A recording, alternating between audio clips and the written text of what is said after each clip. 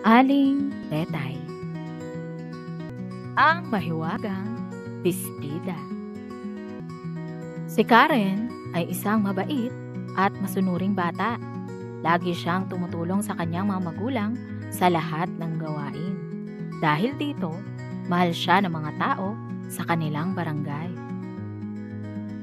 Isang araw, inutusan siya ng kanyang ina.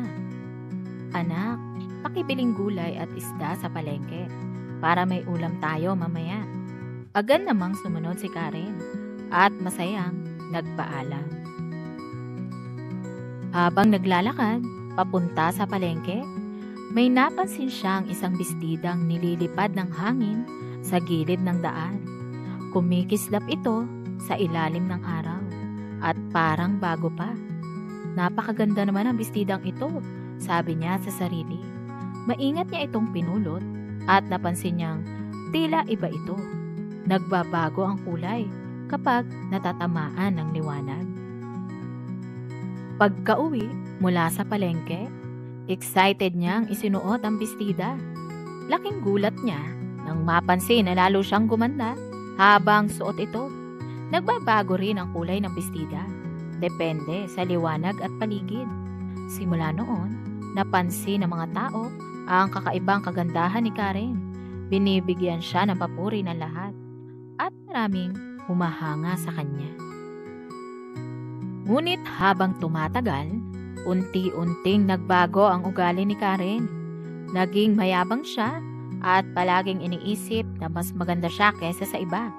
Nawala na siya ng oras para sa kanyang pamilya dahil palagi siyang nasa labas. Ipinagyayabang ang kanyang bestida. Dahil dito, naapektuhan ang kanilang pamilya. Ang kanyang ama ay natanggal sa trabaho sa bukid dahil hindi niya natulungan sa paghahatid ng mga gamit. Ang kanyang ina naman ay nawala ng mga suki sa tindahan dahil sa pagkamayabang ni Karen. Unti-unti, naramdaman ni Karen ang bigat ng kanyang mga pagkakamali. Nakita niya ang lungkot sa mga mata ng kanyang mga magulang. Isang umaga, habang nakatingin sa mahiwagang bestida, napaluha si Karen. Naalala niya kung paano siya naging masaya at mapagpakumbaba dati. Napagtanto niyang ang kanyang kayabangan ang dahilan ng kanilang paghihirap. Humingi siya ng tawad sa kanyang mga magulang. Nangakong magbabago at muling babalik sa pagiging masunurin at mapagpakumbaba. Unti-unti, bumalik ang kanilang magandang pamumuhay. Ang ama niya ay nakahanap ng bagong trabaho at ang kanilang tindahan ay muling dinagsa ng mga suki. Isang araw, napansin niyang nawala ang mahiwagang bestida sa kanyang kabinet. Ngunit sa halip na malungkot, ngumiti si Karen.